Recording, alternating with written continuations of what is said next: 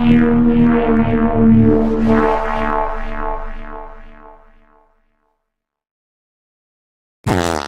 going on, arcade nerds? In this video I'm going to show you guys how to set up your Vector Wars multi-board. So the first thing you want to do is you want to get yourself an SD card, okay? Any old random SD card out of the box is fine. The size doesn't really matter. I mean, you don't have to have a large SD card. 512 megabytes would be fine, or whatever you can find, okay? Get the SD card. Put it in this spot right there, okay? Now that the SD card is in your board, go to the machine and press turn it on and press both triggers and both thumb buttons, so all 4 buttons, and hold them for about 1 second. Let go. And it'll cycle through all sorts of messages saying you don't have ROM data. Okay? Now keep pressing those buttons, cycle through all the games till it goes back to the first game. Now, get that SD card and put it in your computer.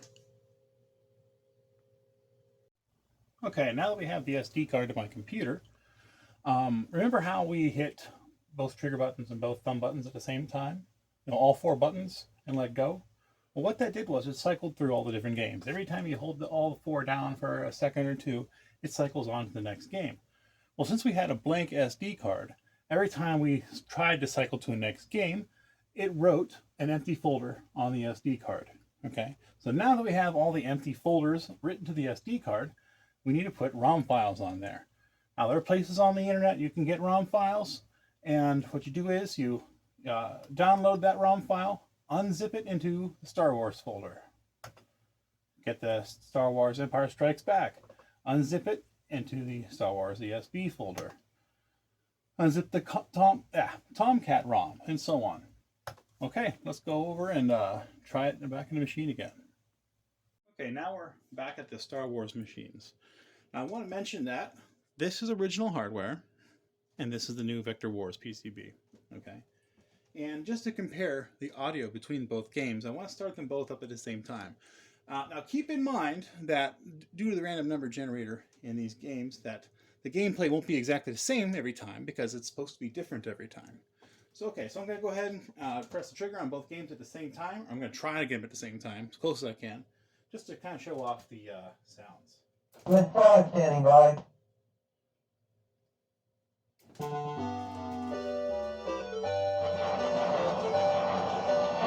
hitting it off that. I want you to see what you can do with it.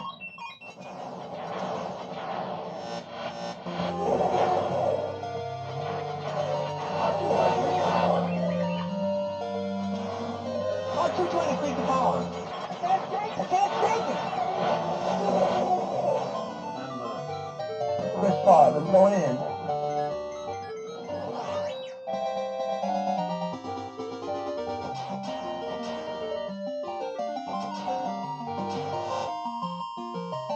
Remember, the Force will be with you, always.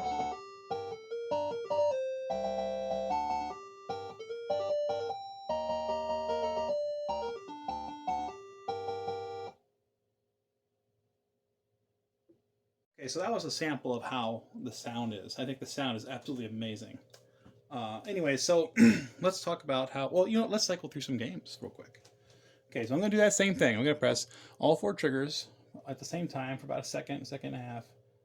Good 5, standing by. Okay, so now this is Empire Strikes Back.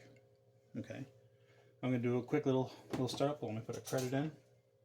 He could destroy us. May the Force be with you.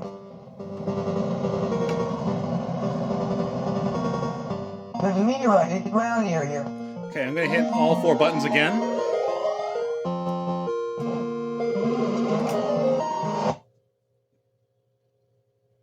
And now we switch to Tomcat. This is Tomcat on Star Wars hardware. This is the prototype to a game that never actually existed. It's not really something that's enjoyable to play, but it is a kind of a cool history lesson that this game existed, and you can play it. Now, if you don't like this game, you can actually disable it in the menu and so on. So let's go to the next thing. Okay, this is Battlezone. But it's not just Battlezone, it's Battlezone in color. Now, if you're not familiar with Battlezone, the black and white version of Battlezone, the original Battlezone, had an overlay, an acetate gel overlay. Red here and green down here. And since we don't have that, but we are lucky enough to have a color monitor in Star Wars, you can actually see it how it's meant to be seen. Okay, so let's go to the next game. Okay, now this is Battlezone 2. And just for giggles, let's play a little bit of this.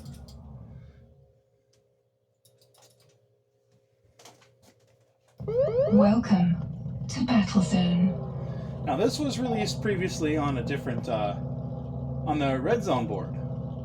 But now since we have a color monitor, we can take advantage of, all the colors. Before, this was only available in black and white. Now, if you're not familiar with this game, it allows you to do different power-ups. You can have machine gun, heat-seeking missiles, so on. You can have shields, and all sorts of things like that. There's even a warp feature. After so long of time goes by, you can recharge your warp and warp to a whole different part of the map, and so on.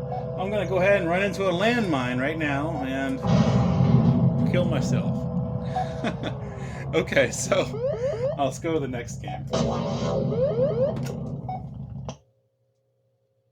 Next game is Red Baron. One cool thing about Red Baron is it has a blue overlay on the game. And once again, since we have a color monitor here, we can just use the blue gun for the game. And let's go to the next game. That's it. Now we loop back around to Star Wars. And, let's talk about the menu and stuff. Okay, so there's two ways to get into the menu. Okay. Method number one. This would be for home use only. There's options that you can adjust here, okay? Method number one would be to hold all four buttons for a long time. Let's say 5 seconds. I'm going to hold them. 1 Mississippi, 2 Mississippi, 3 Mississippi, 4 Mississippi, 5 Mississippi. I'm going to let go. Now that brought us into the game select. Oh, the other Star Wars is talking to me. I'll wait.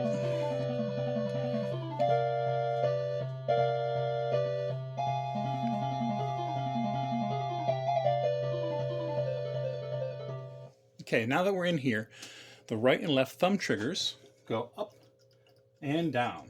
Okay. So in this menu here, I can select which game I want to go rather than cycle through a whole bunch of different things. Okay, but I'm going to go to menu. Now this option can be removed if you decide to use it. If you don't want people accessing the menu, you can actually remove this in the menu. Okay, so I'm going to go ahead and hit trigger button now. Now we got into the Vector Wars configuration menu. Okay, so if you don't like some of these games, if you want to remove them from the rotation, you can select disable games. And on the side of here, there are check marks where you can decide what you want to enable or disable. Same thing with selecting the start game. Let's say you have Empire Strikes Back art on your cabinet and you would really like it to boot to Empire Strikes Back. Well, you can select this and it'll put a check by whichever one you want to boot to. Now there are several different game settings. You can access the dip switch settings for multiple different games. Now keep in mind, Star Wars and Star Wars Empire Strikes Back, those game settings are adjustable in the menu. So in other words, you follow the original manual for the circuit board. The original manual for Star Wars and Star Wars Empire Strikes Back will have you flip the test switch on and access all the settings inside their menu. And so that's how we're going to keep it. Okay. But for Battlezone, you can change all sorts of different things. Battlezone 2, there's different options now you can access and change, and so on. So system settings. Now you see how this says audio volume? When using the Vector Wars PCB, the volume pot in your cabinet no longer works. Instead, if you want to adjust volume, you go to Volume, select it, and anywhere from 0 to 100%, you can select how loud you want it. And now, I don't know if you decide to do anything goofy, you can invert the screen. There's different sorts of settings. I don't know what you're working with, but why not add the feature in case you want to mess with mirrors or anything else that would be odd. Okay, so that's back. Our audio, you can adjust the audio for each individual game if you want.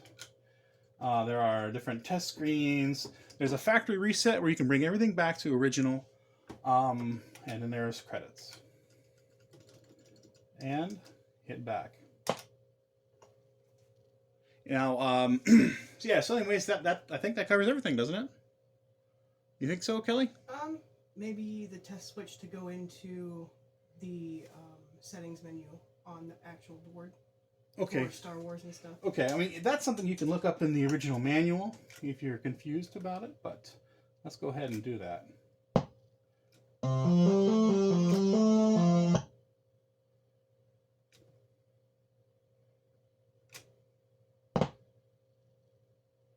Okay, so right now we're set to Star Wars. So just like the original Star Wars board, if you want to get into the settings, I'm going to reach into the coin door, and I'm going to find the test switch, if I can.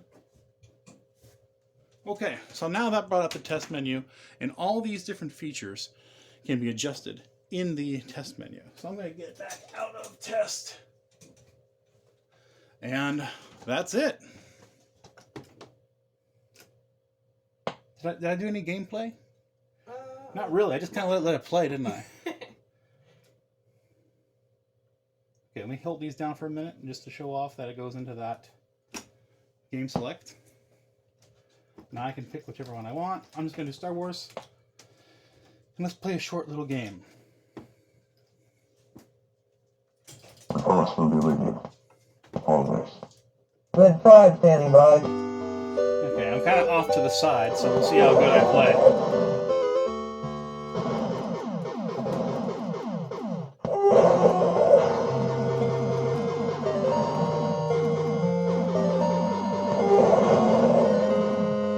Listen to how that sound is. That is awesome. Red 5, I'm going in. Use the Force, Luke.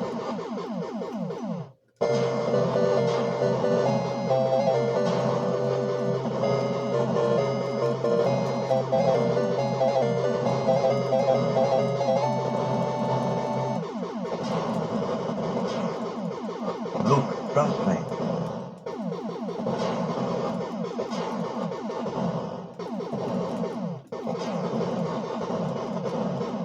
Yahoo! You're all clear, kid!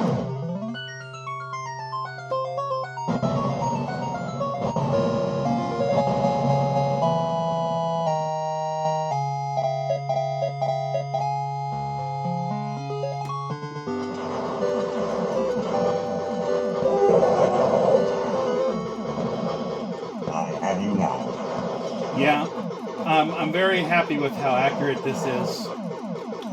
I'm hit, but not bad. I don't see what you can do with it. Me and Ralph are tracking things down to the nearest clock cycle to make things as close to as accurate as possible. And one of the things we found in the process was Red 5, I'm going in. the original board didn't draw things correctly. And and then our first experiments did draw things correctly. And so we purposely matched some things off the original board just so we can make it happen. Does that make sense? For example, some of the text was never 100% perfect, and so we had to track the timing down to make the exact same imperfections that the original board did. And there is some talk about possibly adding an option in the future that actually corrects the original draw routine. But for the release version like this, we are just going to copy the original draw routine. Now, something I should mention, that there is a name out there, and there's vector name and so on. Those devices cannot replicate the original draw routine of vector games, but this does. Anyways, I think that's about it. Alright, guys. Oh, I forgot. One more thing I want to mention. My wife is in the background going this. Okay, so there's also... See, a while back we made a kit that allowed you to swap some ROMs on the original Star Wars PCB, okay? Now, and what that did was, it allowed you to have a rumble controller built in. Well, this board now has an output header labeled Rumble. Now, if you want to, you can actually connect an Xbox Rumble motor to this, and you can have a Rumble controller. See, I should have mentioned that too. All right, a while back I made a kit that lets you have a Rumble controller built into your yoke, and arcadeshop.com sells them. But I guess now that we have this, I will sell separate Rumble controllers and Rumble controller mountings and so on. Anyways, that makes sense? Is there anything else we need to say? Then the Rumble kit also worked with ESB now? Yes, it also works with Empire Strikes Back. So when you get hit, if you have the Rumble kit installed, the yoke vibrates, which is pretty freaking cool. I like it. It adds a whole nother aspect to the game. Anyways, have a good one, guys.